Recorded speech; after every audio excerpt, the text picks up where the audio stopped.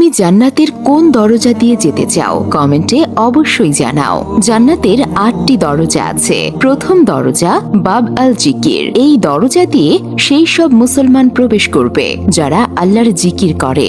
দ্বিতীয় দরজা বাব আল ইমান। এই দরজা দিয়ে সেই সব মুসলমান প্রবেশ করবে যাদের আল্লাহর উপর প্রকৃত ইমান আছে। তৃতীয় দরজা বাব আল কাজিমিন। এই দরজা দিয়ে সেই সব মুসলমান প্রবেশ করবে যারা রাগকে নিয়ন্ত্রণ করতে পারে এবং অন্যদের ক্ষমা করে। চতুর্থ দরজা আল হজ। এই দরজা দিয়ে সেই সব মুসলমান প্রবেশ করবে যারা আল্লাহর সন্তুষ্টির জন্য হজ করেছে। পঞ্চম দরজা আল রায়ান। এই দরজা দিয়ে সেই সব মুসলমান প্রবেশ করবে যারা আল্লাহর জন্য রোজা রাখে।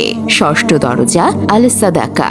এই দরজা দিয়ে সেই সব মুসলমান প্রবেশ করবে যারা আল্লাহ তাআলার সন্তুষ্টির জন্য দান খয়রাত করে। সপ্তম দরজা আল জিহাদ। এই দরজা দিয়ে সেই সব মুসলমান প্রবেশ করবে যারা আল্লাহর রাস্তায় জিহাদ করে। অষ্টম দরজা আল সালাত। এই দরজা দিয়ে সেই সব মুসলমান প্রবেশ করবে যারা নামাজের ব্যাপারে নিয়মিত ছিল।